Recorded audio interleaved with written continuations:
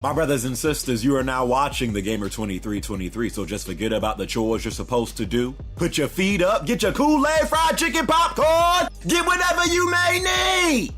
And I hope you enjoy the video.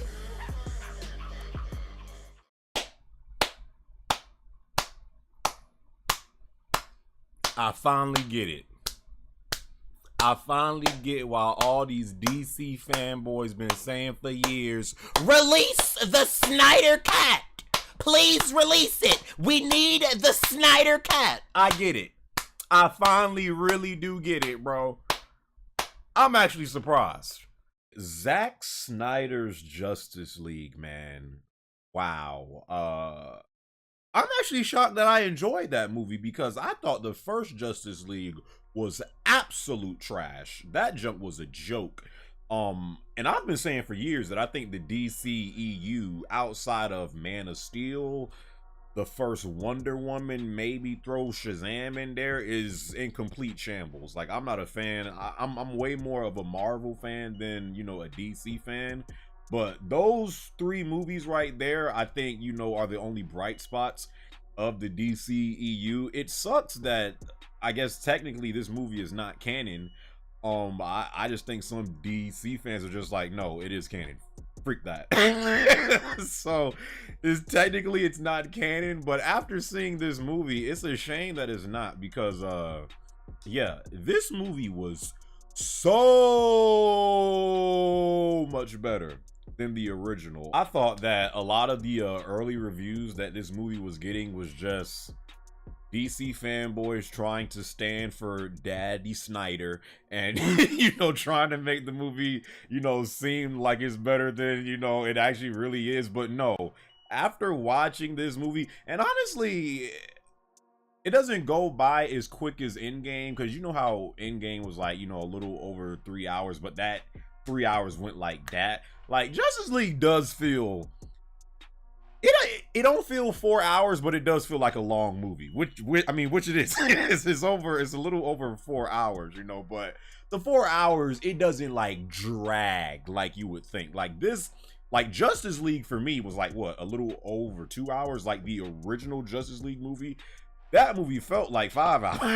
The Cyborg redemption arc. Whoever's idea it was to take out all those Cyborg, like, honestly, this movie kind of felt like a Cyborg movie when they actually put all his scenes like back in the movie. I don't know who's, I guess it was Warner Brothers, to, you know, for them to decide to take out all these scenes that actually make Cyborg, like, again, in the original Justice League, like, you know, watching Teen Titans back in the day, like, that was my introduction to Cyborg, and I liked his character. He was never one of my favorite characters or nothing like that, but I'm like, you know, I kind of like this character, you know, half black, half robot. All right, cool, it's cool. You know, but in the 2017 Justice League, I thought they made Cyborg so boring. He was really just there. With all the cutscenes they have with Cyborg, it makes him so much more of a better character. They put in like some extra dialogue with him. He's just a better flat out character in Zack Snyder's Justice League. He's actually great in this movie. Like, I didn't expect that. I didn't expect for me to be like, I don't care about this dude at all. Like, literally didn't care about him at all in the original Justice League movie. After Zack Snyder's, wow, complete 180. Like, his character in this movie was great. Flash, I didn't like him in the original Justice League neither. Like, I thought he was kind of just like there for jokes. Like, every 10 seconds he was saying, you know, some corny one-liners that really wasn't hitting in theaters from what I can remember. Like like, and some of my viewers was saying this last night when we were watching the movie together, and I completely agree.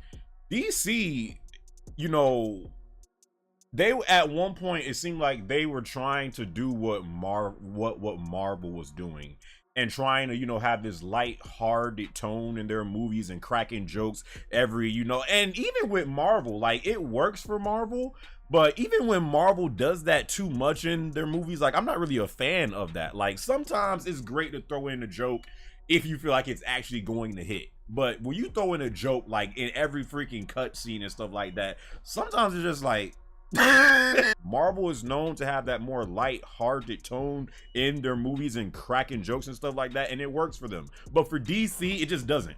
I really don't know why. I really like what they did with Flash. They didn't have him cracking jokes, you know, as much in this movie. Some added cutscenes that they had with him, especially towards the end, y'all know what I'm talking about, to where like he really showcases his power. Like I wouldn't say they redeemed Flash in this movie for me as much as they redeemed Cyborg, but I didn't like Flash at all in the original Justice League. I thought he was lame. In this one, I actually like him. So that's two characters right there that just with simply putting in cutscenes that were taken out for the freaking for the theatrical version. That's two characters that were redeemed just from you not taking out cutscenes. Again, I don't know if it's Warner, if it's Warner Brothers. Suckers want to blame Joss Whedon. Like, I don't know who it was. I think it's the higher ups, but that's two characters right there saved. I even liked Aquaman somewhat more in this. Again, it's because it's really all because they took out a lot of the corny jokes that didn't even work in the first one. I really feel like that this movie took itself more serious. It was darker. You know, it got straight to the point. The movie just had a better pacing. You would think that a movie that has, you know, I mean, it better have better pacing because it's 4 hours, but you know, adding in all that extra content in this movie and, you know, lines and stuff like that and cutscenes, it really does give this movie a better flow. Last but not least, Darkseid. Darkseid in this movie. Well, before I even get to him, Steppenwolf. They improved on him too. I really liked his look more in this movie. The CG, I didn't even really necessarily like have a huge issue with him in the original Justice League. You know, people were saying that the CGI for him was bad. I mean, yeah, it wasn't great, but it wasn't horrible to me. But he does look better in this movie. He has more armor on. You can't really see his face until like he really exposes himself. He just looks like way more like menacing in this movie. And then like he's doing all of this junk. They having all these problems with him, and like he ain't even the main dude. Darkseid is just like, just watch. God, I wish they had more scenes where Darkseid was just like this. When he started talking in the movie, oh my God, Darkseid's voice is like freaking orgasm for like your earlobes. Like his freaking voice is just amazing. So yeah, you know, all of the stuff that they did in this movie with the Zack Snyder cut was actually better. It's just better because it takes itself more serious. Again, going back to when last thing, but going back to when, you know, Marvel was doing all that Avengers stuff and the Avengers hype was at an all-time high.